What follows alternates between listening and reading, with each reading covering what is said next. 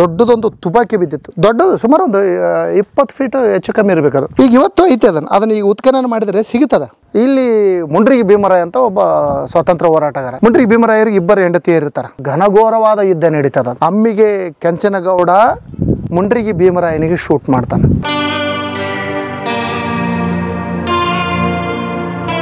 Sir ನೋಡಿ, ಇಲ್ಲಿ plastering ಇದೆ ಅಂದ್ರೆ ಇಡೀ ಕಟ್ಟಡ ಪ್ಲಾಸ್ಟಿಂಗ್ ಇತ್ತಾ ಸರ್? ಇಲ್ಲ, ಇಲ್ಲಿ ಕೆಳಗಡೆ ಬೇಸ್ಮೆಂಟ್ ಮಾತ್ರ ಹಚ್ಚಿದ್ದಾರೆ. ಗಾರೆ ಗಾರೆ ಗಾರೆ ಗಾರೆ ಗಾರೆ ಅಷ್ಟು ಮಾತ್ರ ಗಾರೆ ಇಲ್ಲಿ ಕೆಳಗೆ ಇಲ್ಲ. ಬನ್ನಿ, ದೊಡ್ಡ ಬಾಗ್ಲೇ ಬಂದ್ಬಿಡ್ತೀವಿ ಇವಾಗ. ಸ್ನೇಹಿತರೆ, ನಾವು ಊರ್ ಬಾಗ್ಲು ಅಂತೀವಲ್ಲ, ಇದೇ ಬಂತು ಈಗ. ಸ್ವಚ್ಛಗೊಳಿಸ್ತಾ ಇರ್ಬೇಕು. ಇಲ್ಲೇನು ಗಿಡಗಂಟೆಗಳು, ಹುಲ್ಲು ಕಡ್ಡಿ ಬೆಳಿಬಾರದು, ಕಸ ಬೆಳಿಬಾರದು. ಓಕೆ, ಇದು ಮುಖ್ಯ. ಮತ್ತು ಈ ಥರದ್ದು ಕಸ ಕಡ್ಡಿಗಳನ್ನು ಹಾಕ್ಬಾರ್ದು. ವಿಶೇಷವಾಗಿ ಈ ಪ್ಲಾಸ್ಟಿಕ್ಗಳನ್ನು ಹಾಕ್ಬಾರ್ದು. ಈ ಪ್ರಕೃತಿಯನ್ನು ಹಾಳು ಮಾಡಿಬಿಡ್ತದೆ. ಅಲ್ಲ, ಜೊತೆಗೆ ಈ ಗಿಡ ಬೆಳೆದ್ಬಿಟ್ರೆ ಕೋಟೆ ಬೆಳೆಸ್ಬಿಡ್ತವೆ. ಇಲ್ಲೆಲ್ಲ ಅದು ಕಟ್ಟಡ ಕೆಳಗೆ ಗಮನಿಸಿದ್ವಲ್ಲ, ದೇವಸ್ಥಾನ ಲೆಕ್ಕದಲ್ಲಿ ಬೇಕಾದಷ್ಟು ರೂಪಾಂತರಗೊಂಡವ್ರಿ.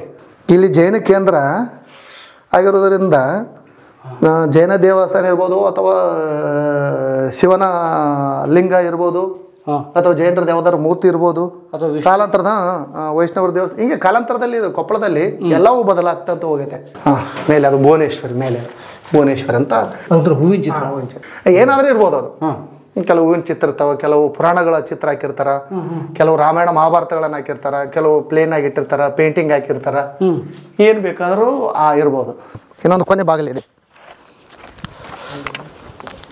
ಬನ್ನಿ ವಿನೋದ್, ಹೋಗೋಣ. ವಿನೋದ್ ಇದ್ದಾರಲ್ಲ, ಅವರು ನಮ್ಮ ಕೊಪ್ಪಳದ ತುಂಬ ಆ್ಯಕ್ಟಿವ್ ಹುಡುಗ. ಅವರು ಇವತ್ತು ಕೊಪ್ಪಳದ ಡ್ರೋನ್ ಶಾಟ್ ಎಲ್ಲ ತೆಕ್ಕೊಡ್ತಾ ಇದ್ದಾರೆ. ಅವನೊಂದು ಹೊಸ ಡ್ರೋನ್ ತೊಗೊಂಡಿದ್ದಾನೆ. ಅದನ್ನ ಎಲ್ಲ ನಮ್ಮಲ್ಲಿ ಎಕ್ಸ್ಪೆರಿಮೆಂಟ್ ಮಾಡ್ತಾನೆ. ಹಾಗಾಗಿ ಅವನೀಗ ಬರೀ ವಿನೋದ್ ಅಲ್ಲ, ಡ್ರೋನ್ ವಿನೋದ್. ಚೆನ್ನಾಗಿ ಡ್ರೋನ್ ಬಿಡ್ತಾನೆ. ಸ್ನೇಹಿತರೆ, ಇದು ಕೋಟೆಯ ಭಾಳ ಪ್ರಮುಖವಾದ ಭಾಗ ಕೊಪ್ಪಳದಲ್ಲಿ. ನೋಡಿ, ಅಲ್ಲಿ ದೇವಸ್ಥಾನ ಇದೆ. ಇದು ಬಹುಶಃ ರಾಜಪ್ರಾಂಗಣ ಇತ್ಯಾದಿ ಇದ್ರೂ ಇರಬೇಕಿದು. ಯಾಕೆ ನೋಡಿ, ಇಲ್ಲಿ ಎಲ್ಲ ಅರಮನೆಯ ಅವಶೇಷಗಳು, ಕಟ್ಟಡಗಳಿದಾವೆಲ್ಲ, ದೊಡ್ಡ ದೊಡ್ಡ ಕಟ್ಟಡಗಳು. ಯಾಕಂದ್ರೆ ನಾವು ಇಡೀ ಕೋಟೆ ಹತ್ಕೊಂಬಂದಾಗಿಂತ ಯಾವ ಕಟ್ಟಡನೂ ಕಂಡಿಲ್ಲ. ಇದೇ ಫಸ್ಟ್ ಟೈಮ್ ಇಲ್ಲಿ ಕಾಣ್ತಿರೋದು ಈ ಥರದ ಕಟ್ಟಡಗಳು. ಸೊ ಅರಮನೆ ಅವಶೇಷ ಅಥವಾ ರಾಜರು ಉಳ್ಕೊಳ್ಳೋಕ್ಕೆ ಮಾಡೋದ್ರಿಂದ ಅವರ ವಸತಿ ಇತ್ಯಾದಿ ಇರ್ಬೋದು ಇದು ಸ್ನೇಹಿತರೆ. ಸೊ ಮುಂದೆ ಹೋಗೋಣ. ಪೂರ್ತಿ ಬಿದ್ದೋಗಿದೆ ಇದು, ಬಟ್ ಕ್ಲೀನಿಂಗ್ ಮಾಡೋ ಅವಶ್ಯಕತೆ ಇದೆ. ಸರ್, ಯಲ್ಲಮ್ಮ ದೇವಸ್ಥಾನ, ಒಂಟಿಕೊಳದ ಯಲ್ಲಮ್ಮ ದೇವಸ್ಥಾನ ಅಂತ ಕರಿತಾರೆ. ಹಳೆ ಕಾಲದಲ್ಲಿ ಯಾವ್ಯಾವ ದೇವಸ್ಥಾನಗಳು ಯಾವ್ಯಾವ ಬದಲಾಗ್ಯಾವೋ ಏನೂ ಗೊತ್ತಾಗೋದಲ್ಲ. ಇಲ್ಲಿ ಪ್ರತಿ ವರ್ಷ ಒಂದು ಸಲ ಜಾತ್ರೆ ನಡೀತದೆ. ಇಲ್ಲಿನೆಲ್ಲ ಸುತ್ತಮುತ್ತ ಭಕ್ತರು ಬಂದು ನಡೀತಾರೆ. ಹಳೆ ಕಟ್ಟಡನೇ ಇದು.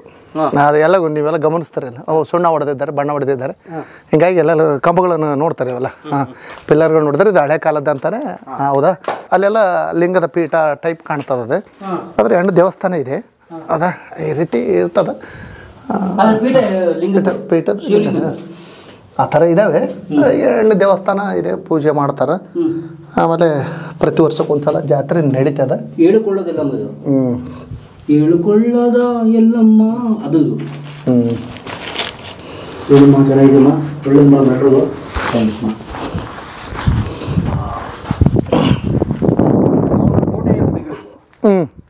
ಕೋಟೆ ಒಳಗೆ ಗುಡಿಗಳನ್ನು ಇರ್ತಾಯಿದ್ವು. ಆರಾಧನೆಗಾಗಿ ಇರ್ತಾಯಿದ್ವು. ಈಗ ಅದು ಕೆಳಗೆ ಮತ್ತೊಂದು ಸಲ ಅಲ್ಲಿ CC ಕ್ಯಾಮ್ರಾ ಪರಿಚಯ ಮಾಡಿಸಿದ್ವಲ್ಲ, ವೀಕ್ಷಣೆ ಇಲ್ಲೆಲ್ಲ ಎಲ್ಲ ಇದಾವೆ ನೋಡ್ರಿ. ಇಲ್ಲಿ ದೊಡ್ಡ CC ಕ್ಯಾಮ್ರಾಗಳು. ಇಲ್ಲಿ ಹೆಚ್ಚಿನ ಮೆಗಾಪಿಕ್ಸೆಲ್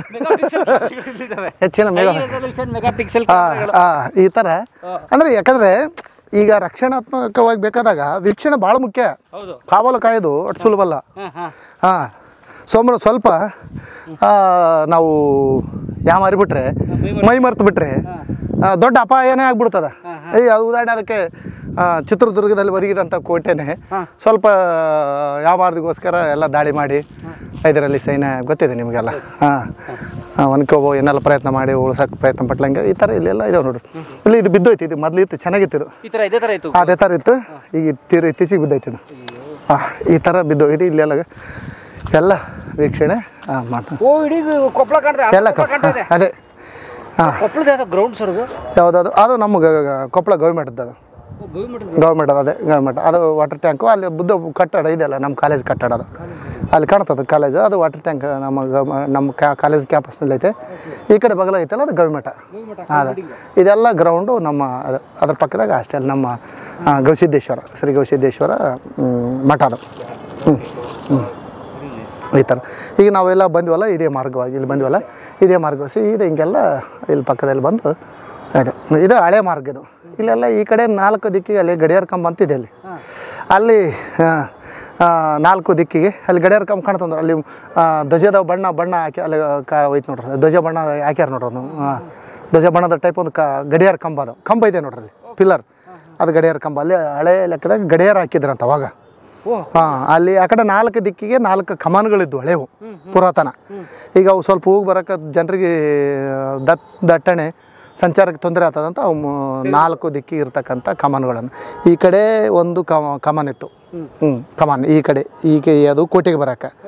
ಆ ಕಡೆ ಬೇರೆ ಕಾತ್ರಿಗೂಡ್ಲನೂರಿಗೆ ಒಂದು ದಾರಿ ಇತ್ತು, ಈ ಕಡೆ ಕೊಪ್ಪಳ ಜವಾಹರ್ ರೋಡಿಗೆ ಒಂದಿತ್ತು, ಆ ಕಡೆ ನಮ್ಮ ಗವಿಮಠ ಹಂಗೆ ಹೋಗ್ತದಲ್ಲ ಆ ಕಡೆ ಒಂದಿತ್ತು. ಜನರು ತೊಂದರೆ ಇರ್ತದೆ. 4 ಪಿಲ್ಲರ್ಗಳನ್ನು ತೆಗೆದ್ರಿ ಇತ್ತೀಚೆಗೆ. ಸರ್ ಅಲ್ಲೊಂದು ಕೋಟೆ ಇದೆ ಸರ್, ಅದು ಕೋಟೆ ಅದು ಅಲ್ಲೊಂದು ಚಿಕ್ಕದಿದೆ. ಏನು ಕೋಟೆ ಸರ್? ಅದೊಂದು ಇದೇ ಥರದ ಸರ್ ಇರ್ಬೋದು ಬಹುಶಃ, ಅದ್ರ ಬಗ್ಗೆ ಹೆಚ್ಚಿನ ಮಾಹಿತಿ ಇಲ್ಲ ನಮಗೆ. ಸೊ ಇದು ಮೆಗಾ ಪಿಕ್ಸೆಲ್ ಕ್ಯಾಮ್ರಾ. ಇಲ್ಲ ಇಲ್ಲಿದ್ದು ಗಮನ ಸರ್, ಇಲ್ಲಿದ್ದು ದೊಡ್ಡದು ಕಾಣ್ತದೆ. ಅದೇ ಇಲ್ಲಿದ್ದು ನೋಡು ಸಮಗ್ರ ಕಾಣ್ತದೆ, ಮ್ಯಾಕ್ಸಿಮಮ್ ಕಾಣ್ತದೆ. ಇವೆಲ್ಲ ನೋಡ್ಬೋದು ನೀವು, ಎಲ್ಲ ಸುತ್ತ ಕೋಟೆ ಎಲ್ಲಿಗೆ ಇಲ್ಲಿದ್ದ ನೋಡಿದ್ರೆ ಇಡೀ ಕೊಪ್ಪಳನೇ, ಇಡೀ ಕೊಪ್ಪಳನೇ. ಬಟ್ ರಾಜನ ವಾಸ ಇಲ್ಲೇ ಇರ್ತಿತ್ತು. ವಾಸ ಮಾಡೋದಕ್ಕೆ ಉಪಯೋಗ ಮಾಡ್ಕೊಳ್ತಿದ್ರು ಅವಾಗ. ಇದೊಂದು ಕಟ್ಟಡ ಅದೇ. ಈಗ ಹೆಚ್ಚಾಗಿ ಈ ಮೇಲೆ ಇಂಥವು ಇಲ್ಲಿ ಮೇಲೆ ಮೇಲೆ ಮದ್ದಿನ ಮನೆಗಳೂ ಇರ್ತದೆ. ಅಂದರೆ ಇವು ನನಗೆ ಮದ್ದಿನ ಮನೆಗಳಂತ ನಾನು ಪರ್ಟಿಕ್ಯುಲರ್ ಹೇಳೋಕ್ಕೈತಿಲ್ಲ, ಕ್ಲಾರಿಟಿ ಇಲ್ಲ. ಕೋಟೆಯ ಮೇಲೆ ಮಾತ್ರ ಯೂಸ್ವಲ್ ಆಗಿ ಮದ್ದಿನ ಮನೆಗಳು ಇರ್ತಿದ್ವು, ಅಂದ್ರೆ ಮದ್ದು ಸಂಗ್ರಹ ಮಾಡ್ಕೊಳಕ್ಕೆ. ಮತ್ತು ಇಲ್ಲೇ ಬೇಕಲ್ಲ, ಈ ಕೆಳಗಿಟ್ಟರೆ ಯಾರು ಬೇಕು ಅವ್ರಿಗೆ ಸಿಕ್ಬಿಡ್ತಾವ. ಈಗ ಆದರೂ ಸರ್ಕಾರಗಳು ಏನು ಮಾಡ್ತಾರೆ, ಈ ಮದ್ದುಗಳು ಬಾಂಬುಗಳು ಅಣು ಬಾಂಬುಗಳನ್ನು ಆರ್ಮಿ ಬೇಕಾದಂಥ ಆಯುಧಗಳನ್ನು ಯಾರು ಬೇಕು ಅವ್ರಿಗೆ ಸಿಗುವಂತ ಇಡೋದಲ್ಲ. ಅವರೆಲ್ಲ ಒಂದು ಕಡೆ ಸಂಗ್ರಹ ಮಾಡ್ಕೊಂಡು ಇಟ್ಟಿರ್ತಾರೆ. ಆ ಟೈಪ್ ಇಲ್ಲಿ ಕೋಟೆಗಳ ಮೇಲೆ ಇಟ್ಟಿರ್ತದೆ. ಅದ್ರ ಬಂಡೆಗೂ ಅದೇ ಮದ್ದಿನ ಮನೆ ಇದೆ, ಪರ್ಟಿಕ್ಯುಲರ್ ಗುರುತಿದ್ದು ಮಾಡಿದ್ದಾರೆ. ಈ ಥರ ಏನೋ ಕೆತ್ತನೆ ಮಾಡಿರ್ತಾರೆ, ಬೇಕಾಗಿರ್ತದ, ಅರ್ಧಕ್ಕೆ ಉಳಿಸಿಬಿಟ್ಟಿರ್ತಾರ, ಪೂರ್ಣ ಆಗಿರೋದಿಲ್ಲ, ಅದು ಅವ್ರಿಗೆ ಅನುಕೂಲ ಆಗಿರೋದಿಲ್ಲ, ಒಡೆದೋಗಿರ್ತದ. ಅದು ಇದು ಚರಿತ್ರೆ ಸೇಮ್ ಇದೆ, ಅಂದ್ರೆ ದಾಖಲೆ ಸಿಕ್ಕಂತ ದಾಖಲೆಗಳ ಪ್ರಕಾರ. ಅಲ್ಲಿ ಕಾಣುತ್ತೆ, ಅದು ಬಹದ್ದೂರು ಬಂಡೆ ಕೋಟೆ. ಇದರಲ್ಲಿ ಟಿಪ್ಪು ಸುಲ್ತಾನು ಬ್ರಿಟಿಷರು ಏನು ಬರ್ತದಲ್ಲ ಅದಕ್ಕೆ ಸೇಮ್ ಇದೆ, ಸೇಮ್ ಇದೆ. ಬಹದ್ದೂರು ಬಂಡೆ. ಈ ಥರ ಮೆಟ್ಲುಗಳು ಇಲ್ಲ ಇಲ್ಲಿ, ಭಾಳ ಕಡಿಮೆ. ಇಲ್ಲಿ ಲಾಸ್ಟ್ ಕೊನೆ ಅಂತ.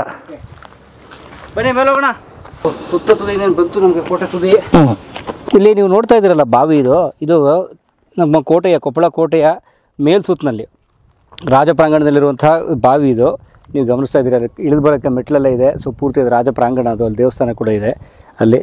ಇಲ್ಲಿ ಬಂದರೆ ಅಲ್ಲಿಗೆ ನೀರು ಹೋಗೋಕ್ಕೆ ಏನು ಸೋರ್ಸು ಅಂದರೆ ಬೆಟ್ಟದ ಮೇಲೆ ಬಿದ್ದಂಥ ಮಳೆ ನೀರು, ಬಂಡೆ ಮೇಲೆ ಬಂದಂಥ ಮಳೆ ನೀರೆಲ್ಲ ಹೋಗುತ್ತೆ ಸರಿ. ಆದರೆ ಆ ನೀರು ಹರಿದು ಬೇರೆ ಕಡೆನೂ ಹೋಗ್ಬೋದು, ಅದು ಮಾಡಬಾರ್ದು ಅನ್ನೋಕ್ಕೆ ಆ ಕಾಲದಲ್ಲಿ ಎಂಥ ಅದ್ಭುತವಾದ ವ್ಯವಸ್ಥೆ ಮಾಡ್ಕೊಂಡಿದ್ದಾರೆ ಅಂದರೆ ನೋಡಿ, ನೀವು ಗಮನಿಸಿ. ಮೇಲಿಂದ ಬರುತ್ತೆ, ಮೇಲಿಂದ ಉದಾಹರಣೆಗೆ ಮಳೆ ಬಿದ್ದೆಲ್ಲ ಕೋಟೆ ಬಾಗಿಲಲ್ಲಿ ಹರ್ಕೊಂಬರುತ್ತೆ. ಈ ಮೆಟ್ಲ ಮೇಲೆ ಇಳಿದು ಹೋಗಬಾರ್ದು ಅಂತ ನೋಡಿ ಅವ್ರು ರೂಟ್ ಮಾಡಿದ್ದಾರೆ ಕಂಪ್ಲೀಟ್. ಇಲ್ಲಿ ನೋಡಿ, ದೊಡ್ಡ ಜೂಮ್ ಹಾಕಿ ತೋರಿಸಿ, ಇದನ್ನೆಲ್ಲ ಕಂಪ್ಲೀಟು ನೋಡಿ. ಒಂದು ಮೆಟ್ಲು ಪಕ್ಕದಲ್ಲಿ ಹರ್ಕೊಂಡು ಹೋಗಲಿ ಅಂತೇಳಿ ಬಂಡೆನ ಕೆತ್ತಿ ಅಂದರೆ ಒಂದು ಕೆನಾಲ್ ಥರ ಮಾಡಿ ನೀರು ನೋಡಿ ಇಲ್ಲಿ ಹರ್ಕೊಂಡು ಬಂದು ಇಲ್ಲಿ ಬಂದು ನೋಡಿ ಅಲ್ಲಿ ಹೋಗಿ ಒಳಗಡೆ ಹೋಗುತ್ತೆ ಕಂಪ್ಲೀಟ್. ಅದು ಅಲ್ಲಿ ಹೋಗುತ್ತೆ, ಅದು ತುಂಬತ್ತದು, ತುಂಬಿ ಕೋಡಿ ಬಿದ್ದರೆ ಮುಂದಿನ ಬಾವಿಗೆ ಹೋಗುತ್ತೆ, ಮುಂದಿನ ಬಾವಿಗೆ ಹೋಗುತ್ತೆ. ಆ ಥರ ಆಗಿದೆ. ಈಗ ನಾವು ಮೇಲೆ ಹೋಗೋಣ, ಮೇಲ್ಗಡೆ ನೋಡೋಣ ಬನ್ನಿ.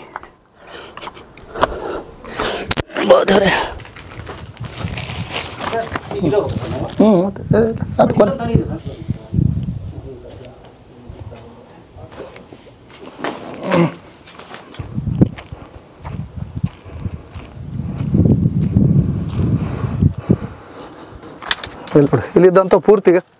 ಇಲ್ಲಿದ್ದಂಥ ಪೂರ್ತಿ ಎಲ್ಲವೂ ಇಡೀ ಈ ಕಡೆ ಭಾಗಕ್ಕೆ, ಬಲಗಡೆ ಕೋಟೆಯ ಬಲಭಾಗಕ್ಕೆ. ಇಲ್ಲೊಂದು ಅಲ್ಲೊಂದು ಆ ಥರ ಯೂಸ್ವಲ್ ಆಗಿ ಅಂಥವೇ ಮದ್ದಿನ ಸಂಗ್ರಹ ಇರ್ತದೆ ರೀ.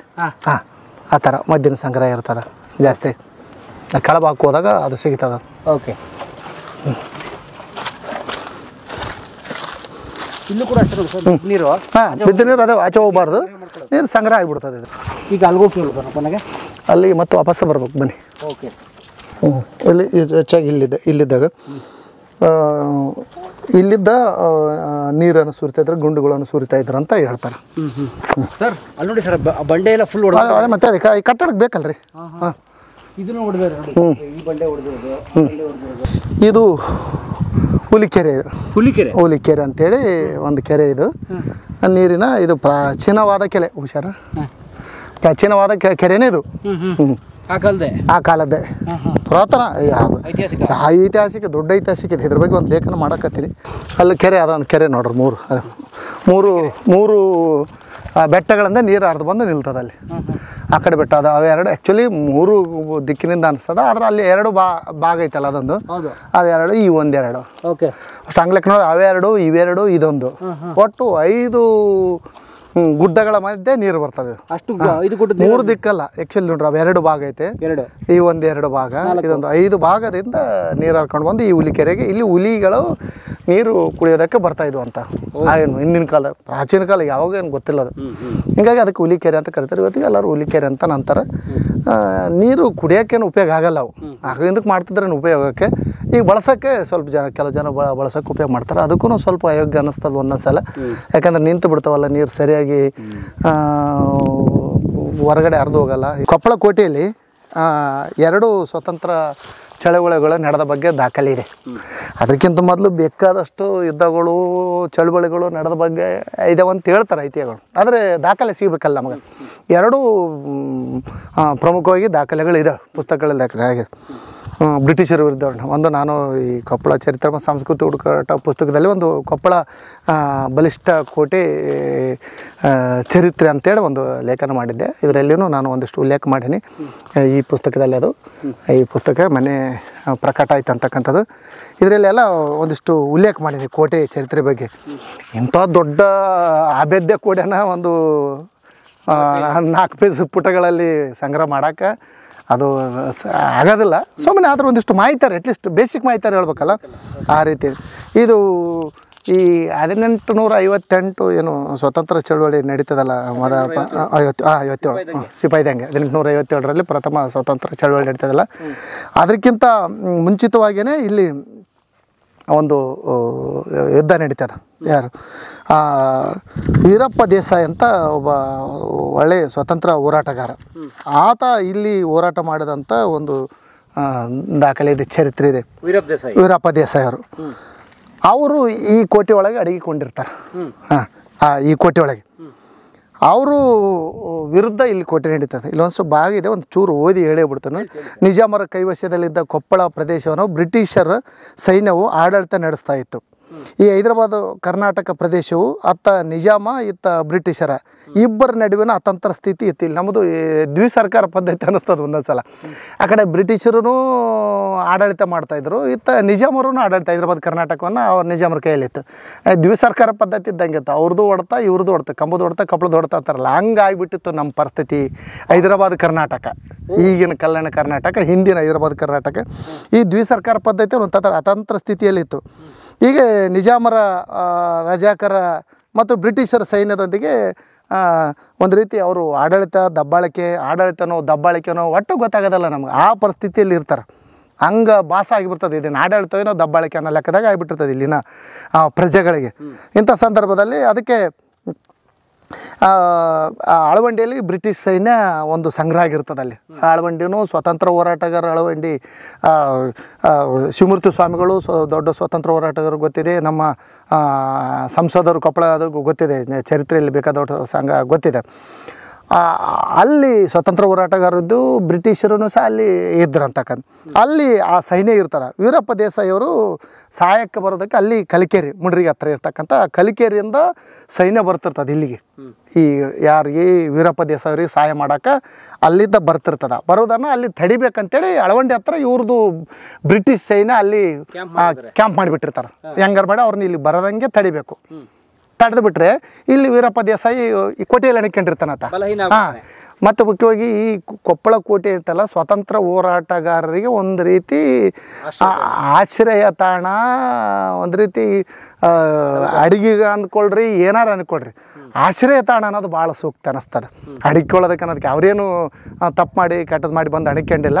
ಒಂದು ರೀತಿ ಆಶ್ರಯ ತಾಣ ಈ ಕೊಪ್ಪಳ ಕೋಟೆ ಆಗಿತ್ತು. ಹಿಂಗಾಗಿ ಯಾರೇ ಸ್ವತಂತ್ರ ಹೋರಾಟಗಾರರು ಇಲ್ಲೇ ಇರ್ತಿದ್ರು. ಇದನ್ನು ಗಮನಿಸಿದ ಧಾರವಾಡ ಕಲೆಕ್ಟ್ರ್ ಏನು ಮಾಡ್ತಾರೆ ಗೊತ್ತಾ? ಇದನ್ನು ಗೊತ್ತಾಗಿ ಧಾರವಾಡದ ಅವಾಗ ಬ್ರಿಟಿಷರು ಧಾರವಾಡ ಕಲೆಕ್ಟ್ರು ಈ ಬಳ್ಳಾರಿ ಮತ್ತು ರಾಯಚೂರು ಕಲೆಕ್ಟ್ರಿಗೆ ಪತ್ರ ಬರೀತಾರೆ. ಅಲ್ಲಿ ಸ್ವತಂತ್ರ ಹೋರಾಟಗಾರರು ಅವ್ರನ್ನ ಹೆಂಗಾರು ಮಾಡಿ ಮಟ್ಟ ಹಾಕ್ರಿ, ಅವ್ರನ್ನ ಅಲ್ಲಿದ್ದ ಖಾಲಿ ಮಾಡಿಸ್ರಿ, ಅವ್ರನ್ನ ಓಡಿಸ್ರಿ, ಇಲ್ಲ ಬಂಧಿಸ್ರಿ ಅಂತೇಳಿ ಇದಕ್ಕೆ ಪತ್ರ ಬರೆದಂಥ ಉದಾಹರಣೆಗಳನ್ನು ಸಹ ಬ್ರಿಟಿಷ್ ದಾಖಲೆಗಳಿದಾವೆ. ಆ ರೀತಿ ವೀರಪ್ಪ ದೇಸಾಯಿಯರನ್ನ ಸಹಾಯ ಮಾಡ್ಬೇಕು ಅವರಿಗೆ, ಅವ್ರ ಜೊತೆ ನಾವು ಸೇರಿಕೊಂಡು ಬ್ರಿಟಿಷರ ವಿರುದ್ಧ ಹೋರಾಟ ಮಾಡ್ಬೇಕಂತೇಳಿ ಬರ್ತಿರ್ತಾರೆ. ಬರೋ ಸಂದರ್ಭದಲ್ಲಿ ಅಲ್ಲಿ ಅಳವಂಡಿಯಲ್ಲೇ ಇವ್ರು ಏನು ಮಾಡಿರ್ತಾರೆ, ಟೆಂಟ್ ಹಾಕಿಬಿಟ್ಟಿರ್ತಾರೆ ಬ್ರಿಟಿಷ್ ಸೈನ್ಯ. ಅದಕ್ಕೆ ಅವ್ರನ್ನ ಹೆಂಗಾರ ಮಾಡಿ ಅವ್ರನ್ನ ಅಲ್ಲಿ ತಡೆ ಹಿಡಿದು ಬಿಡ್ತಾರೆ ಕಲಿಕೇರಿದವ್ರು. ಕಲಿಕೇರಿ ಬರ್ತಕ್ಕಂಥ ಜನ ಸ್ವಾತಂತ್ರ್ಯ ಹೋರಾಟ ಸ್ವಾತಂತ್ರ್ಯ ಅಭಿಮಾನಿಗಳು, ಹೋರಾಟಗಾರರು, ಅವ್ರನ್ನ ಅಲ್ಲೇ ತಡೆ ಹಿಡಿದು ಬಿಡ್ತಾರೆ. ಆವಾಗ ಅಲ್ಲಿ ತಡೆ ಹಿಡಿದು ಕೂಡಲೇ ಸೈನ್ಯ ಕಡಿಮೆ ಆಗ್ತದೆ. ಇಲ್ಲಿ ಕೋಟೆಗೆ ಬಂದು ಮುತ್ತಿಗೆ ಹಾಕಿಬಿಡ್ತಾರೆ ಬ್ರಿಟಿಷ್ ಸೈನ್ಯ. ಆಗ ವೀರಪ್ಪ ದೇಸಾಯಿ ಅವರು ಬ್ರಿಟಿಷರ ವಿರುದ್ಧ ಹೋರಾಟ ಮಾಡ್ತಾರೆ. ಇವ್ರ ಹತ್ರ ಸಿಡಿಮದ್ದುಗಳಿರ್ತಾವ, ಇವ್ರ ಹತ್ರ ಆಯುಧಗಳಿರ್ತದೆ. ಇದು ಒಂದು ಟೈಪ್ ಆಫ್ ಗೌರ್ಮೆಂಟ್, ಇದು ಸರ್ಕಾರ, ಇದು ಆತ ಖಾಸಗಿ ವ್ಯಕ್ತಿಗಳು. ಅವ್ರ ಆಯುಧಗಳು ಅವ್ರ ಹತ್ರ ಎಲ್ಲಿರ್ತದೆ, ಆಯುಧಗಳನ್ನು ತರಬೇಕಾಗಿತ್ತಂದರೆ ಅವರು ಎಲ್ಲೋ ಹೋಗಿ ಪೊಲೀಸ್ ಸ್ಟೇಷನ್ಗಳ ಮೇಲೆ ದಾಳಿ ಮಾಡಿ ಆಯುಧಗಳನ್ನು ತರ್ತಿದ್ರು. ಅವರು ತಂದಿಟ್ಕೊಂಡು ಯುದ್ಧ ಮಾಡೋದಕ್ಕೆ ಉಪಯೋಗ ಮಾಡ್ಕೊಳ್ತಾ ಇದ್ರು. ಅವರು ಸರ್ಕಾರ ಅವರೇ ಪ್ರಿಪ್ರೇಷನ್ ಮಾಡ್ಕೊಂಡು ತಂದಿಡೋರು. ಆ ರೀತಿ ಏನೇ ಪ್ರಯತ್ನ ಪಟ್ಟರು ಸಹ ಅವರು ವೀರಪ್ಪ ದೇಸಾಯಿ ಅವ್ರನ್ನ ಬಂಧಿಸೋಕ್ಕಾಗೋದಲ್ಲ, ಮತ್ತು ವೀರಪ್ಪ ದೇಸಾಯಿ ಅವ್ರನ್ನ ಹಿಮ್ಮೆಡ್ಸೋಕ್ಕಾಗಲ್ಲ ಸರ್ಕಾರ. ಕೊನೆಗೆ ಅನಿವಾರ್ಯವಾಗಿ ಈ ಕೋಟೆ ಬಾಗಿಲುಗಳನ್ನು ಅವು ಇವು ಧ್ವಂಸ ಮಾಡೋಕೆ ಬಿಡ್ತಾರೆ ಅವರು. ಹೀಗಾಗಿ ಅನಿವಾರ್ಯ ವೀರಪ್ಪ ದೇಸಾಯಿ ಅವರು ಇಲ್ಲಿದ್ದರೆ ನಾನು ಉಳಿಯೋದಿಲ್ಲ, ಭಾಳ ಕಷ್ಟ ಆಗ್ತದೆ. ಕೊನೆ ಪಕ್ಷ ತಪ್ಸ್ಕೊಂಡು ಹೋಗೋಣ. ಇವತ್ತು ಚರಿತ್ರೆಯಲ್ಲಿ ಅದನ್ನೇ ಚರ್ಚೆ ನಡೀತದೆ, ಚರಿತ್ರೆಯಲ್ಲಿ ಅದೇ ಚರ್ಚೆ ನಡೀತದೆ. ಸ್ವತಂತ್ರ ಹೋರಾಟಗಾರರು ತಪ್ಸ್ಕೊಂಡು ಅಟ್ಲೀಸ್ಟ್ ಕೊನೆ ಪಕ್ಷ ತಪ್ಸ್ಕೊಂಡು ಹೋಗಿ ಮುಂದೆ ಮತ್ತೆ ಆಮೇಲೆ ಹೋರಾಟ ಮಾಡೋದಕ್ಕೆ ಸಂಘಟನೆ ಮಾಡ್ಬೋದಲ್ಲ. ಉಳಿದ್ರೆ ಇಲ್ಲಿದ್ದ ಜೀವ ಉಳಿಸ್ಕೊಳ್ಬೇಕಲ್ಲ, ಓಡೋಗ್ಬೇಕಲ್ಲ. ಆ ಪ್ರಯತ್ನವನ್ನು ವೀರಪ್ಪ ದೇಸಾಯಿ ಅವರು ಇಲ್ಲಿದ್ದ ಅನಿವಾರ್ಯವಾಗಿ ಇಲ್ಲಿದ್ದ ಓಡಿ ಹೋಗ್ಬಿಡ್ತಾರೆ. ಎಲ್ಲಿ ಹೋದ್ರೂ ಲಾಸ್ಟಿಗೆ ಕೊನೆಗೆ ಅವ್ರನ್ನ ಬಿಡೋದಲ್ಲ, ನಿಜಾಮ್ ಸೈನ್ಯ ಅವ್ರನ್ನ ಕೊಲೆ ಮಾಡ್ತಕ್ಕಂಥದ್ದು ಚರಿತ್ರೆಯಲ್ಲಿ ದಾಖಲಾಗಿದೆ ಅಂತಕ್ಕಂಥದ್ದು. ಇದು ಮೊದಲೇ ಸ್ವಾತಂತ್ರ್ಯ ಹೋರಾಟ ಈ ಕೋಟೆಯೊಳಗೆ ನಡೆದಂಥ ದಾಖಲೆ, ಅಧಿಕೃತ ದಾಖಲೆ ಇರ್ತಕ್ಕಂಥದ್ದು ಒಂದು. ಎರಡನೇ ಭಾಗದ್ದು ಕೊನೆ ಕ್ಲೈಮ್ಯಾಕ್ಸ್ ಅಲ್ಲಿ ಮ್ಯಾಲೆ ಹೇಳಿಬಿಡ್ತಾನೆ ಕೊನೆಗೆ. ಆಮೇಲೆ ಮುಂದೆ ಬನ್ನಿ ಸರ್, ಅಲ್ಲೇ ಕೂತಿದ್ದೀರಿ. ಆಮೇಲೆ ಇಲ್ಲಿ ಇದನ್ನು ಇಲ್ಲಿ ಹೇಳ್ಬಿಡ್ತಾನೆ. ಆಮೇಲೆ ಇಲ್ಲಿ ಭಾರತದ ಧ್ವಜವನ್ನು ಈ ಭಾಗದ ಇಲ್ಲಿ ಇಟ್ಟಿದ್ರೆ ಅಂತ ಹೇಳ್ತಾರೆ. ಧ್ವಜ ಇಲ್ಲಿ ಧ್ವಜ, ಸ್ವಾತಂತ್ರ್ಯ ಹೋರಾಟ ಧ್ವಜ ಇಲ್ಲಿ ಇದೆ ನೋಡಿ. ಇಲ್ಲಿ ಧ್ವಜ ಎಲ್ಲಿದೆ, ಇಲ್ಲಿ ಕ್ಲೋಸ್, ಇಲ್ಲಿ ಧ್ವಜವನ್ನು ಧ್ವಜವನ್ನು ಸ್ವಾತಂತ್ರ್ಯ ಹೋರಾಟಗಾರರು ಇಲ್ಲಿ ಧ್ವಜ ಹಾರಿಸಿದ್ರು ಅಂತೇಳಿ ಅಲ್ಲೊಂದಿದೆ ಅದು ಪೂರ್ತಿ ಮೇಲೆ ತುದಿ ಹೋಗೋಣ. ಈಗ ಇಲ್ಲಿ ಪರ್ಷಿಯನ್ ಶಾಸನ ಇಲ್ಲೊಂದಿದೆ, ಪರ್ಷಿಯನ್ ಶಾಸನ ಇಲ್ಲಿದೆ, ಅಲ್ಲೊಂದಿದೆ. ಎಷ್ಟು ನೀಟಾಗಿ ಕೆತ್ತಿಸಿದ್ದಾರೆ ನೋಡಿ ಸರ್. ಅದು ಹಾಳಾಗಿಲ್ಲ ಇನ್ನು, ಅಷ್ಟು ವರ್ಷಗಳಾದ್ರು. ಕಲ್ಲಲ್ಲಿ ಮಾಡೋದು 100 ವರ್ಷ ಇರ್ತವೆ ಅಷ್ಟೇ. ಕಪ್ಪೆ ಆರ್ಭಟನ ಶಾಸನ ಅಂತಿದೆ, ಅದು ಬಹುಶಃ 5ನೇ ಶತಮಾನದ ಇರ್ಬೇಕು. ಅಂದ್ರೆ 1,500 ವರ್ಷದ್ದು. ಇಲ್ಲಿ ಬದಾಮಿ ಚಾಲುಕ್ಯರ ಕೋಟೆಗೆ ಕಪ್ಪೆ ಆರ್ಭಟನ ಶಾಸನ ಅಂತ.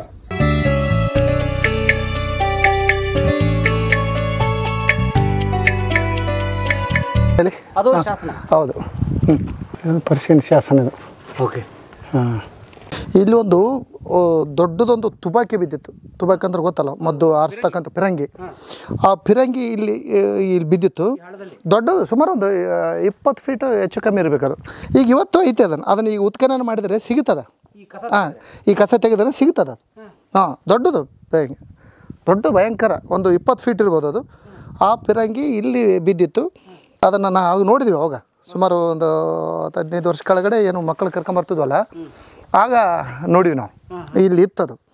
ಮತ್ತು ಆಮೇಲೆ ಒಯ್ದಿಲ್ಲ ಅಂತ ಅನ್ನಿಸ್ತದೆ, ಯಾಕಂದ್ರೆ ಅಷ್ಟು ದೊಡ್ಡದು ಲಿಫ್ಟ್ ಮಾಡೋಕ್ಕೆ ಸಾಧ್ಯನೇ ಇಲ್ಲ. ಅದು ಇದರಲ್ಲಿ ಇದೆ.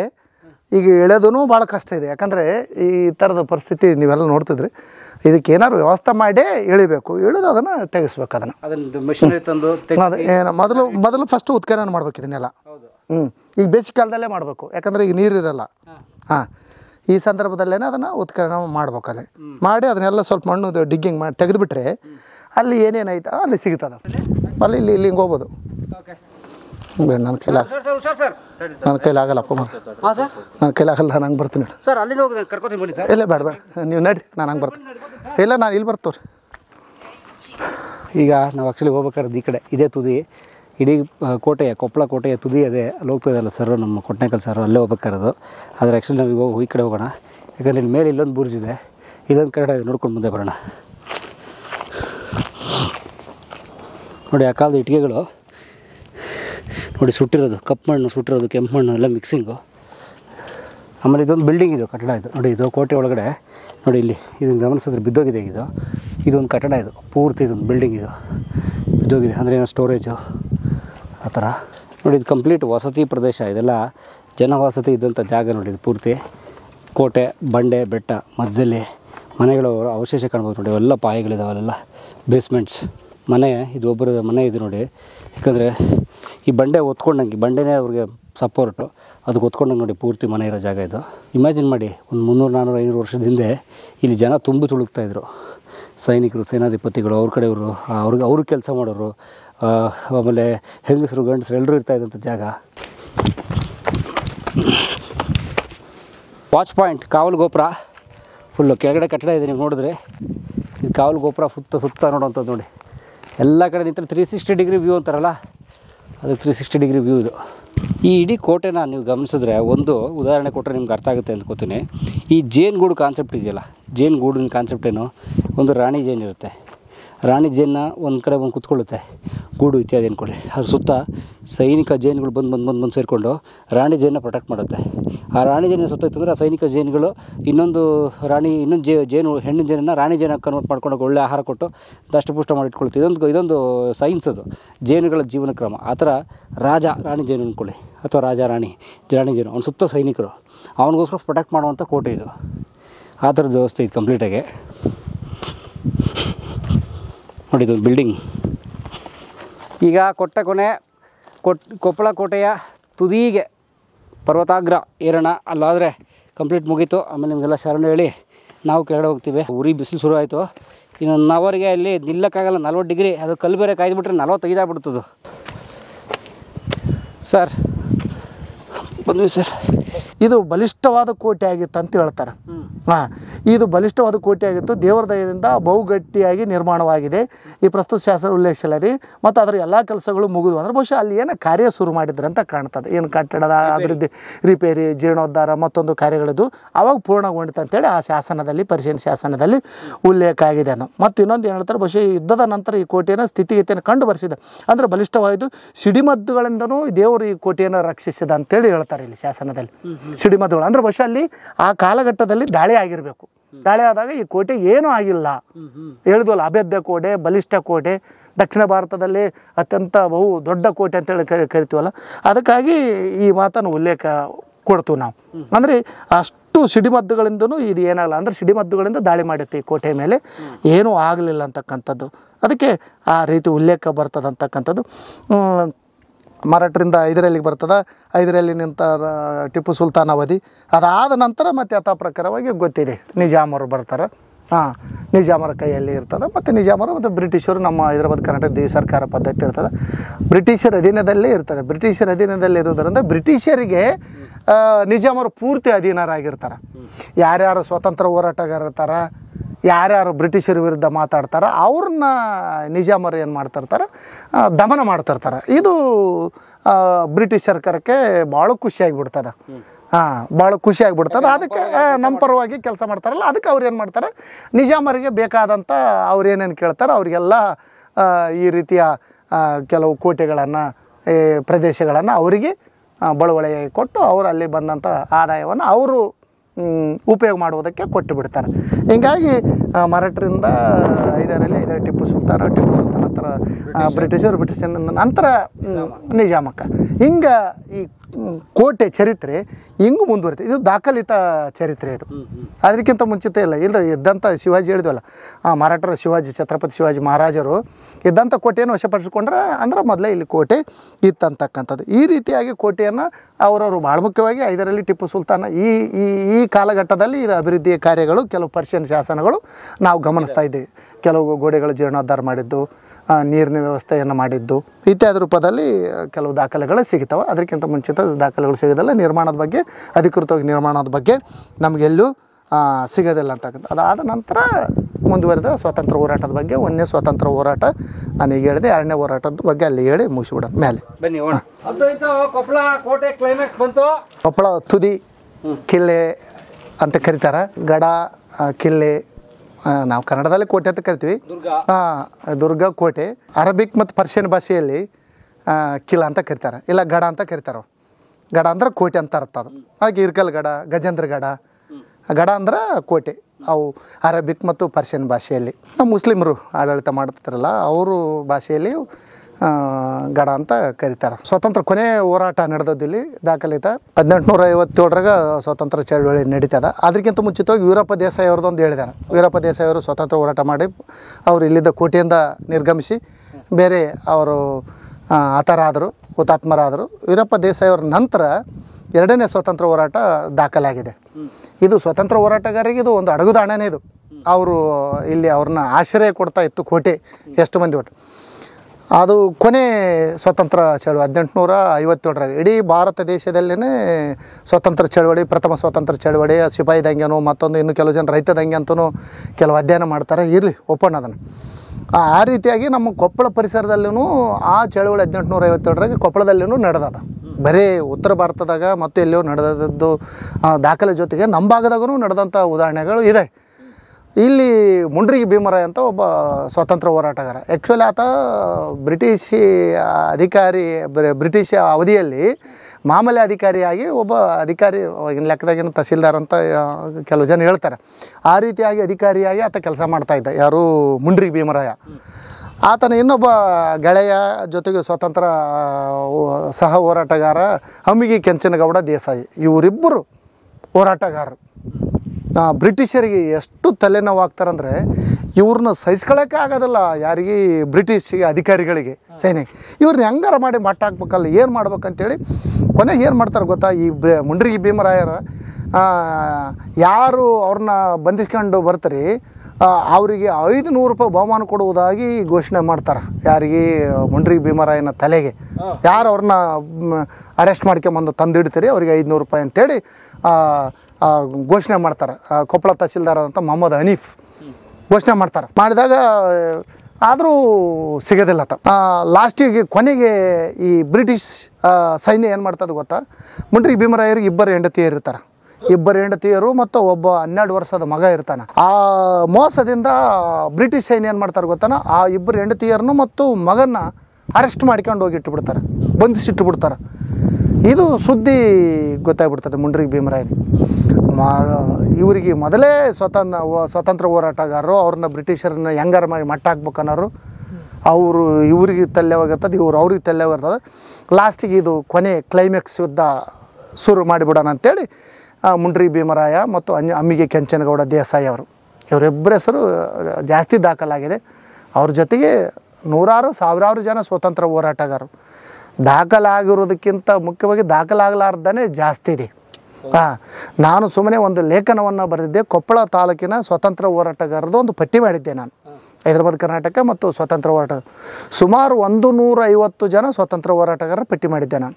ಇವತ್ತಿಗೂ ಸಹ ಪೆನ್ಷನ್ ತೊಗೊಳ್ಳೋರು, ಅವ್ರ ಕುಟುಂಬದವರು ಅಥವಾ ಅವರು ಸತ್ತೋದವರು ಹೀಗೆ ಪಟ್ಟಿ ಮಾಡಿದಾಗ ಸುಮಾರು 150 ಜನ ಸ್ವಾತಂತ್ರ್ಯ ಹೋರಾಟಗಾರರು ಪಟ್ಟಿ ಮಾಡಿದ್ವಿ.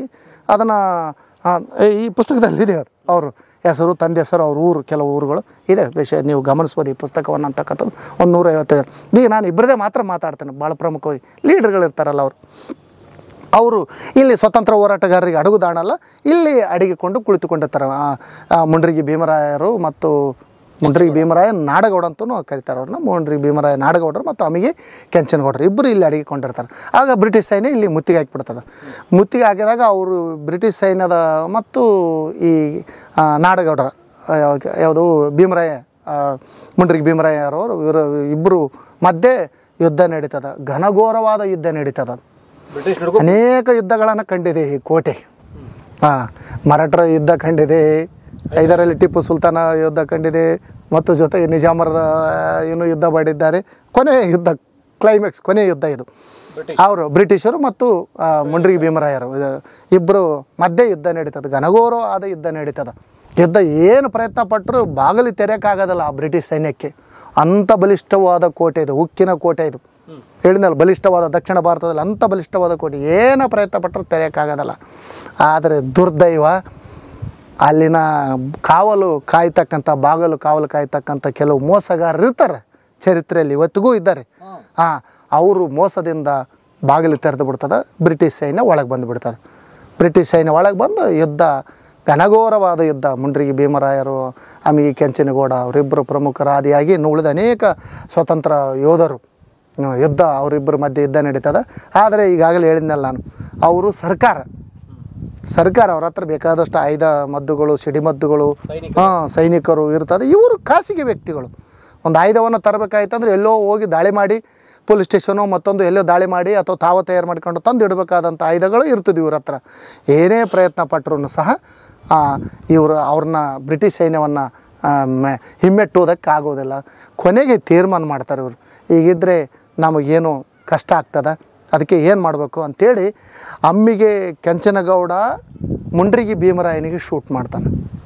ಮುಂಡ್ರಿಗಿ ಭೀಮರಾಯರು ಅಮ್ಮಿಗೆ ಕೆಂಚನಗೌಡಗೆ ಶೂಟ್ ಮಾಡಿ ಇಬ್ಬರು ತಾವು ಶೂಟ್ ಮಾಡ್ಕೊಂಡು ಬ್ರಿಟಿಷರ ಕೈಯಲ್ಲಿ ನಾವು ಸಾಯಬಾರ್ದು ಅಂತೇಳಿ ತಾವು ಶೂಟ್ ಮಾಡ್ಕೊಂಡು ಈ ಕೋಟೆಯಲ್ಲಿ ಹುತಾತ್ಮರಾದ್ರು ಅಂತೇಳಿ ಒಂದು ಚರಿತ್ರೆ ಹೇಳಿದರೆ, ಇಲ್ಲ ಕೆಲವು ಜನ ಇಲ್ಲ ಬ್ರಿಟಿಷರವರ ಕೈಯಲ್ಲೇ ಅವರು ಹುತಾತ್ಮರಾದ್ರು ಅಂತೇಳಿ ಚರಿತ್ರೆ ಕೆಲವು ಜನ ಹೇಳ್ತಾರೆ. ಅದು ಏನೇ ಇದ್ದರೂ ಸಹ ಸ್ವತಂತ್ರ ಹೋರಾಟಕ್ಕಾಗಿ ಈ ಕೋಟೆಯಲ್ಲಿ ಭಾಳ ದೊಡ್ಡ ಹೋರಾಟ, ದುರಂತದ ಹೋರಾಟ, ಅದನ್ನೆಲ್ಲ ಗಮನಿಸ್ತಾ ಇದ್ದಾರೆ. ಪಾಪ ಭಾಳ ಬೇಜಾರು ಅನ್ನಿಸ್ತದೆ. ಯಾಕಂದ್ರೆ ಅಂಥ ಸ್ವತಂತ್ರ ಪಡಿಸೋದಕ್ಕೋಸ್ಕರವಾಗಿ ಏನೆಲ್ಲ ತ್ಯಾಗ ಮಾಡಿದರು ಮುಂಡ್ರಿಗಿ ಭೀಮರಾಯರು, ಅಮ್ಮಿಗೆ ಕೆಂಚನಗೌಡ ದೇಸಾಯಿಯವರು, ವೀರಪ್ಪ ದೇಸಾಯಿಯವರು, ಇವೆಲ್ಲ ಗಮನಿಸಿದಾಗ ಈ ಕೋಟೆಯಲ್ಲಿ ಚರಿತ್ರೆಯ ಜೊತೆಗೆ ಬ್ರಿಟಿಷ್ ಕಾಲದವರೆಗೂ ಇಂಥ ಹೋರಾಟಗಳು ನಡೆದಂಥ ಈ ಸ್ಥಳ, ಇಲ್ಲಿ ರಕ್ತದ ಮಡುವೆ ಹರಿದೋಗಿದೆ. ಸ್ವತಂತ್ರ ಹೋರಾಟಗಾರರ ರುಂಡಗಳೇ ಚೆಂಡಾಡಿದಂಥ, ಕೈಗಳೇ ಕತ್ತರಿಸಿ ಹೋದಂಥ ಆ ಪ್ರದೇಶ ಸ್ಥಳ ಇದೆ. ಇದನ್ನು ನಾವು ರಕ್ಷಣೆ ಮಾಡಬೇಕಾಗಿದೆ ಅಂತಕ್ಕಂಥದ್ದು, ಇದನ್ನು ಉಳಿಸ್ಬೇಕಾಗಿದೆ. ಜಾಗೃತಿ ಯಾವಾಗಲೂ ಹೇಳ್ತಾ ಇರ್ತಾರೆ ನಾನು, ಉಳಿಸ್ಬೇಕಾಗಿದೆ. ನೀವು ಕಲಾ ಮಾಧ್ಯಮದವರು ಒಂದು ಸುಮಾರು 4-5 ತಾಸು ಆಯ್ತು ಅಂತ ಗಮನಿಸ್ತದೆ. 4-5 ತಾಸು ಆಯಿತು. ಇಷ್ಟೆಲ್ಲ ಬಂದು ನಿಮ್ಮ ಯೂಟ್ಯೂಬ್ ಮುಖಾಂತರ, ಅದು ಏನೇ ಇರಲಿ, ಅದು ನೀವು ಜಾಗೃತಿ ಮೂಡಿಸ್ತೀರಿ, ಮತ್ತೊಂದು ನಿಮ್ಮದೊಂದು ಚಾಲನೆ ಇದೆ, ಅದು ಸೆಕೆಂಡ್ರಿ. ಆದರೆ ಈ ಮುಖಾಂತರ ಆದ್ರೆ ನೀವು ಜಾಗೃತಿ ಮೂಡಿಸಿ ಜನರಿಗೆ ತಿಳುವಳಿಕೆ ಹೇಳ್ತಾ ಇದ್ದೀರಲ್ಲ, ನಾ ಭಾಳ ಅಭಿಮಾನ ಪಡ್ತಕ್ಕಂಥ ಸಂಗತಿ. ನನಗೂ ಅನಾರೋಗ್ಯ, ಸ್ವಲ್ಪ ಕಾಲು ಒಂದು ಎಡಗಾಲಿಂದು ಒಂದು ನರ ಕಟ್ಟಾಗಿದೆ, ಅದು ಲೆಗ್ ಮಂಡಿಯನ್ನು, ಅದನ್ನು ಆಪ್ರೇಷನ್ ಆಗ್ಬೇಕಂತ ಹೇಳ್ತಾರೆ. ಅದು ಮೇಲೆ ಏರಕ್ಕೆ ಹೋಗ್ಬೇಕಾದ್ರೆ ಭಾಳ ಕಷ್ಟ ಆಗ್ತದೆ. ಈಗ 1 ವರ್ಷ ಆಯಿತು ಆಪ್ರೇಷನ್ ಆವತ್ತು ಇವತ್ತು ನಾಳೆ ಅನ್ಕೊಂತ ಹಂಗೆ ಬಂದಿದ್ದೇವೆ. ಜಾಸ್ತಿ ಓಡಾಡಬೇಡ ಅಂತ ಹೇಳ್ಯಾರ ಡಾಕ್ಟ್ರು. ಸುಮ್ಮನೆ ನಿಮ್ಮ ಪ್ರೀತಿ ವಿಶ್ವಾಸಕ್ಕಾಗಿ ಬಂದಿದ್ದೇವೆ. ಜನರಿಗೆ ಇಷ್ಟು ನಮ್ಮ ಚರಿತ್ರೆಯನ್ನು ಹೇಳ್ತಾರೆ. ನಂದು ಯೂಟ್ಯೂಬ್ ಇದೆ, ಇದು ಕೆಲಸವನ್ನು ನಾನು ಮಾಡ್ಬೋದು. ಆದರೆ ನಿಮ್ಮದು ಮಾಡಿದರೆ ಲಕ್ಷೋಪಲಕ್ಷ ಕೋಟಿಗಟ್ಟಲೆ ಜನಕ್ಕೆ ಮುಟ್ತದ. ಆ ನಿಟ್ಟಿನೊಳಗೆ ಬಂದು ನಾನು ಏನೇ ತ್ರಾಸಿದ್ರೂ ಸಹ ಉಪವಾಸ ಅಂದ್ರೆ ಉಪವಾಸ ಮಾಡಿದ್ರು ಸಹ ಬಂದು ಜಾಗ್ರತೆ ಮೂಡಿಸಿದ್ದೇವೆ ಅಂತಕ್ಕಂಥದ್ದು. ಆ ನಿಟ್ಟಿನಲ್ಲಿ ತಾವೆಲ್ಲ ಪ್ರಚಾರ ಮಾಡಿರಿ. ನಮ್ಮ ಕೊಪ್ಪಳ ಕೋಟೆಯ ಚರಿತ್ರೆ ಬಗ್ಗೆ ಎಲ್ಲರಿಗೂ ಜನರಿಗೆ ಮೂಡಿಸ್ರಿ, ಜಾಗೃತಿ ಉಳಿಸಲಿ ಅಂತಕ್ಕಂಥ ಒಂದು ಸದಾಶಯದೊಂದಿಗೆ ನನ್ನ ಮಾತುಗಳು ವಿರಾಮ ಕೊಡೋದು. ನಮಸ್ಕಾರ, ಧನ್ಯವಾದಗಳು ಸರ್. ನಿಮ್ಮ ಕಳಕಳಿಗೆ ನಾವು ಏನು ಕಾಣಿಕೆ ಕೊಡೋಕ್ಕೂ ಆಗೋದಿಲ್ಲ. ನಾವು ಪುಸ್ತಕ ಮಾತ್ರ ಕಾಣಿಕೆ ಕೊಡೋದು, ಪುಸ್ತಕ ನನಗೆ ಇಸ್ಕೊಳ್ಳೋದು, ಪುಸ್ತಕ ಮಾತ್ರ ಕೊಡೋದಾರು. ನಿಮಗೂ ಏನು ಇದು ಕೊಪ್ಪಳ ಚರಿತ್ರೆ ಹುಡುಕಾಟ, ಇದು ಕೊಪ್ಪಳದ ಇತಿಹಾಸಕ್ಕೆ ಸಂಬಂಧಪಟ್ಟಂಥ ಲೇಖನಗಳು ಸುಮಾರು ಒಂದು 19 ಲೇಖನಗಳಿದ್ದಾವೆ. ನೋಡ್ರಿ, ದಯಮಾಡಿ ಓದ್ರಿ. ಇದೊಂದು ಸಂಸಾರ, ನಮ್ಮ ಸಗ್ಗ, ನಮ್ಮ ಮನೆಯಲ್ಲಿ ನಡೆದಂಥ ಆಶಾ ಪ್ರಸಂಗಗಳು. ಆಮೇಲೆ ಇದು ಕೊಪ್ಪಳ ಹೆಂಗೆ ಬಂತು ಹೆಸರು ಏನಂತೇಳಿ ಸುಮಾರು ಒಂದು 85 ಹೆಸರುಗಳಿದ್ದಾವೆ ಕೊಪ್ಪಳಕ್ಕೆ ಸಂಬಂಧಪಟ್ಟಂತೆ. 85 ಹೆಸರುಗಳು ಎಲ್ಲ ಸಂಗ್ರಹ ಇದೆ. ಕೊಪ್ಪಳ ಸ್ಥಳನಾಮ ಇದೊಂದು. ಆಂಜನೇಯ ಹನುಮಂತ ಆಂಜನೇಯ ಪ್ರದೇಶದಲ್ಲಿ ಆಂಜನಾದ್ರಿ ಪರ್ವತದಲ್ಲಿ ಹುಟ್ಟಿದ್ದಾನೆ ಅನ್ನೋದಕ್ಕೆ ಕೆಲವು ಸಮರ್ಥನೆ ಕುರಿತು ಒಂದು ಸಣ್ಣದು ಕಿರುವತ್ತಿಗೆ ಇದೊಂದಿನ ಪುಸ್ತಕ. ದಯಮಾಡಿ ಸ್ವೀಕರಿಸಿ ಓದ್ರಿ. ನೀವು ಪುಸ್ತಕ ಓದುವ ಹವ್ಯಾಸ ಬೆಳೆಸ್ಕೊಳ್ರಿ, ಬರೀ ಇದು ಸಾಲದು. ಮತ್ತು ತಪ್ಪು ದಯಮಾಡಿ ಹೇಳ್ಬಾರ್ದು, ಯಾಕಂದರೆ ಜನ ಸಾವಿರಾರು ಜನ ನೋಡ್ತಿರ್ತಾರೆ. ತಪ್ಪು ಹೇಳ್ಬಾರ್ದು. ಧನ್ಯವಾದಗಳು. ಧನ್ಯವಾದ. ಕೊಪ್ಪಳ ಕೋಟೆಗೆ ಬನ್ನಿ, ನೋಡಿ, ದಯಮಾಡಿ ಇದನ್ನು ಹಾಳು ಮಾಡಬೇಡಿ. ಉಳಿಸಿ ಅಂತ ಸ್ಥಳೀಯರಲ್ಲೂ ಕೇಳ್ಕೊತೀನಿ, ಹೊರಗಿನವರಲ್ಲೂ ಕೇಳ್ಕೊತೀನಿ, ಮತ್ತು ಸರ್ಕಾರ ಇಲಾಖೆಗಳಲ್ಲೂ ಮನವಿ ಮಾಡ್ತೇನೆ. ಇದನ್ನು ಉಳಿಸಿ, ಇದನ್ನು ಪ್ರವಾಸಿ ತಾಣ ಮಾಡಿ ಅಂತ ಕೇಳ್ಕೊತೇನೆ. ನಮಸ್ಕಾರ. ನಮಸ್ಕಾರ.